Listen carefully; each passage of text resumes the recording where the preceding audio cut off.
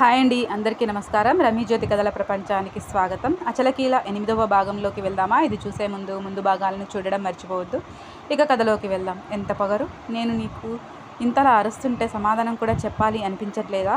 ఇంకొంచెం గట్టిగా మాట్లాడింది కాంతమ్మ.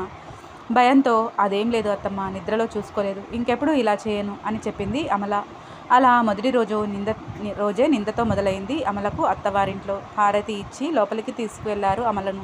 2 గదుల ఇల్లు, చిందరవందరగా సామాను. ఉన్న వస్తువులు కూడా చాలా తక్కువగా ఉన్నాయి. వంట సామాను, దుప్పట్లు కూడా తక్కువగానే ఉన్నాయి.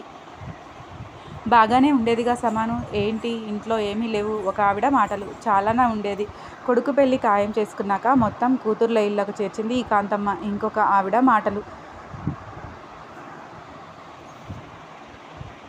ఆ మాటల్ని అమల వింటూనే ఉంది. కోడలికి కాంతమ్మ దృష్టిలో ఏమాత్రం ప్రాధాన్యం లేదని అమలకు స్పష్టంగా అర్థమవుతోంది. లోపల రూమ్లో చాప వేస్తే దానిపై కూర్చుంది అమల. కాలకృత్యాలు తీర్చుకోవాలి. ఎక్కడికి వెళ్ళాలో తెలియదు, ఎవరిని అడగాలో తెలియదు. కనీసం మంచినీళ్ళు తాగుతావా అని ఎవరైనా అడిగుంటే బాగుండేది అనుకుంది మనసులో అమల. కోడి రెక్కల కింద దాచుకునే కోడిపిల్ల దారి తప్పితే తల్లి కోసం ఎంత తల్లడిల్లుతుందో అలాగే ఉంది ఇప్పుడు అమల పరిస్థితి. తల్లి చాటు బిడ్డలా పెరిగిన తను ఈరోజు కోడలిగా బాధ్యతలు తీసుకోవాలి. అది కూడా ఎలా తీసుకోవాలో అర్థం కావట్లేదు. నరకం అంటే మొదటి రోజే తెలుస్తోంది అమలకు. 1 గంట తర్వాత అమల పెద్ద ఆడపడుచు కూతురు అమల దగ్గరికి వచ్చి అత్త అంటూ మాటలు కలిపింది. ఆ అమ్మాయిది కూడా దాదాపుగా అమల వయసే. కానీ వరుసకు అమల తనకు అత్త అవుతుంది కాబట్టి అలాగే పిలుస్తుంది. కాస్త స్వాంతనగా అనిపించింది అమలకు. ఆ అమ్మాయి సహాయంతో తన అవసరాలు తీర్చుకుంది. అందరూ బంధువుల మధ్య చాలా ఇబ్బందిగా అనిపించసాగింది అమలకు. అందులోనూ పల్లెటూరు కావడంతో ఊర్లో ఉన్న ఆడోళ్ళందరూ ఒక్కొక్కరుగా వచ్చి అమలను చూసి వెళ్తున్నారు. అక్కడ అమల పరిస్థితి అంగట్లో బొమ్మలాగా ఉంది. నిజంగా అలాగే బొమ్మలా కూర్చుంది. అమల తరపు బంధువులు వచ్చారు. సత్యనారాయణ వ్రతం చేపించారు కొత్త జంటతో. రాత్రికి అందరితో కలిసి ఏదో మూలన పడుకుంది అమల. పట్టుపరపుల పైన పెరగకపోయినా ఉన్నంతలో అపురూపంగా పెంచారు అమలను. ఇప్పుడు ఒక దీనమైన స్థితిలో ఉండబోతుంది అమల. బాగా అలసిపోవడంతో ఆదమరిచి నిద్రపోయింది. ఇంకా తన తల్లి పక్కనే ఉందన్న ధైర్యం కూడా కొంచెం. అంత జరుగుతున్న అశోక్ ఒక్కసారి కూడా అమలతో మాట్లాడడానికి ప్రయత్నించలేదు. వ్రతం జరుగుతున్నప్పుడు కూడా. మరుసటి రోజు అమల తరపు బంధువులందరూ భోజనాలు చేసి కొత్త జంటను తీసుకొని మళ్ళీ వాళ్ళ ఊరికి ప్రయాణమయ్యారు. అలా తిరుగుళ్ళు అన్నీ అయ్యాక చివరికి 16 రోజుల పండగ జరిపిస్తున్నారు కాంతమ్మ ఇంట్లో. ముత్తైదువులతో పసుపు తాడు తీసి బంగారపు చైన్ వేపిస్తారు ఆ రోజు రాత్రికి అమల అశోకుల శోభనం కూడా. అయితే ఆ రోజు వచ్చిన ముత్తైదువులకు బంధువులకు వంటలు వండవలసిన బాధ్యత పెళ్లి కూతురిదే. పెళ్ళి అనుకోగానే ఎంతో కొంత వంట నేర్పించింది కలమ్మ అమలకు. అయితే అది చిన్న వంట మాత్రమే, కేవలం ఇంట్లోకి, అంటే 5గురికి. అయితే ఈరోజు కనీసం ఒక 25 మందికి వంట చేయాలి. అది కట్టెల పొయ్యి మీద. అమల వాళ్ళింట్లో కేవలం వేడి నీరు కాచుకోవడానికి మాత్రమే కట్టెల పొయ్యి వాడేవారు. మిగిలిన వాటికి గ్యాస్ స్టవ్ ఉపయోగించేవారు.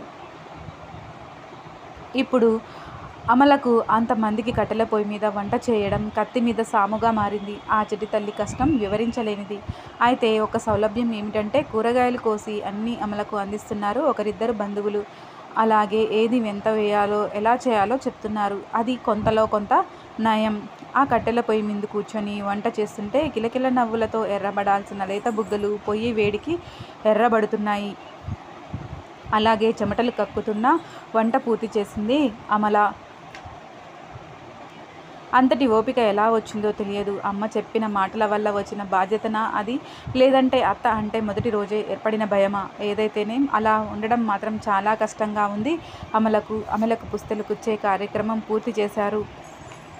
తరువాత అందరూ భోజనాలకు కూర్చున్నారు. అమల వడ్డించడం మొదలుపెట్టింది. అప్పటికే చాలా నీరసంగా ఉంది అమలకు. అస్సలు చేత కావడం లేదు. ఎవరైనా ముందు నువ్వు తినమ్మా అని అంటే బాగుండు అనుకుంది. కానీ అది అక్కడ అత్యాశ అవుతుంది. అందుకే ఓపికతో అందరికీ వడ్డించింది. వంటలు పర్వాలేదనిపించాయి. ఒకరిద్దరు కాంతమ్మ లాంటి చాదస్తం ఉన్న వాళ్ళైతే ఏదో చేసిందిలే, అంత పెద్ద చేయి వాటం ఏమీ లేదు వంటలో. కొంతమంది చేస్తే అమృతంలా ఉంటాయి. నీ కోడలి చేతిలో అంత మహిమ లేదులే అని అమల ముందే కాంతమ్మతో అంటున్నారు. ఆ మాటలు వింటూ గుర్రుగా చూసింది కాంతమ్మ అమల వైపుకు. అమల తలదించుకుని అక్కడి నుండి వెళ్ళిపోయింది. అందరి భోజనాలు అయ్యాక సాయంత్రం 5 కావస్తుండగా తిన్నది అమల చివరగా. ఆకలితో పేగులు నకనకలాడి ఆ ఆకలి చచ్చిపోయింది అమలకి. తినాలి అని అనిపించడం లేదు. కానీ ముందున్న గిన్నెలను చూస్తూ ఇప్పుడు ఇవన్నీ కడగాలంటే ఓపిక కావాలి అనుకుని ఎలాగోలా తిన్నాననిపించింది. తర్వాత ఆ కట్టెల పొయ్యి మీద వండిన పాత్రల్ని శుభ్రం చేయడానికి ఒక యుద్ధమే చేసింది. ఆ పనులన్నీ అయిపోయేసరికి చీకటి పడింది. లైటు వెలుతురు లేని ఆ స్నానాల గదిలో బిక్కుబిక్కుమంటూ స్నానం చేసి లంగా జాకెట్ వేసుకుని చీర చుట్టుకుని గదిలోకి వెళ్ళింది. నిన్నటిదాకా పరికి నీళ్లు వేసిన అమలకు ఈ రోజు నుండి ఆ వెసులుబాటు లేదు. తన బట్టలు సర్దుకునేటప్పుడు పరికి నీళ్లు పెట్టుకుంటుంటే వీటితో రేపటి నుండి నీకు అవసరం ఉండదమ్మా అంటూ తన తల్లి వాటిని తీసేసిన విషయం గుర్తుకు వచ్చింది. చీర కట్టుకోవడం కూడా నేర్పించింది కలమ్మ అమలకు. అవి గుర్తు చేసుకుని చీర కట్టుకోబోతుండగా అశోక్ వచ్చాడు లోపలికి. అశోక్ని అలాంటి సమయంలో చూసి 2 పిడికిళ్ల మధ్య చీర గట్టిగా పట్టుకుని ఎదకు అడ్డంగా చేతులు పెట్టుకుని బిగుసుకుపోయి చూస్తూ ఉంది అమల. తిన్నావా అమ్ము తీయగా అడిగాడు అశోక్. అమల ఆకలి సంగతి మధ్యాహ్నం కాకుండా రాత్రికి గుర్తొచ్చింది అశోక్కి. అమ్ము అన్న పిలుపులు ఎడారిలో ఒయాసిస్లా అనిపిస్తుంటే తిన్నాను అన్నట్లు తల ఊపింది అమల. అశోక్ అన్న కాంతమ్మ పిలుపుతో వెంటనే అక్కడి నుండి వెళ్ళిపోయాడు అశోక్. అశోక్ వెళ్ళిపోయాక చీర కట్టుకుంది అమల. తెల్లటి చీరకు ఆకుపచ్చ అంచు ఉన్న చీర. ఆ చీరలో చిన్నపిల్లలు ఆడుకునే బొమ్మలా ఉంది అమల.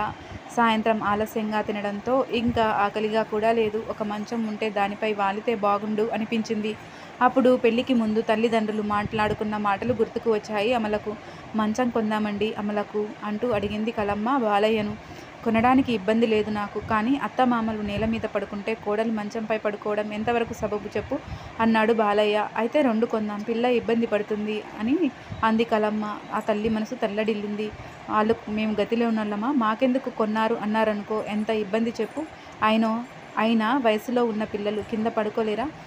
మనం కింద పడుకోలేదా ఒకప్పుడు అంటూ కలమ్మ మాటల్ని తీసి పారేశారు బాలయ్య. అవి తలుచుకుని ఒక నిట్టూర్పు విడిచి కింద చాపపరుచుకుని కూర్చుంది అమల. కొనసాగుతుంది. మీకు ఈ కథ నచ్చినట్లయితే లైక్ చేయండి, షేర్ చేయండి. మరిన్ని నా కథలను మిస్ కాకుండా ఉండడం కోసం ఇప్పుడే నా ఛానల్ని సబ్స్క్రైబ్ చేసుకోండి. అమల కష్టాలను ముందు చూద్దాము. ఈ కథపై మీ అభిప్రాయాలను తెలియజేయడం మర్చిపోవద్దు. మరో భాగంతో మీ ముందుంటాను. మీ రమీ జ్యోతి.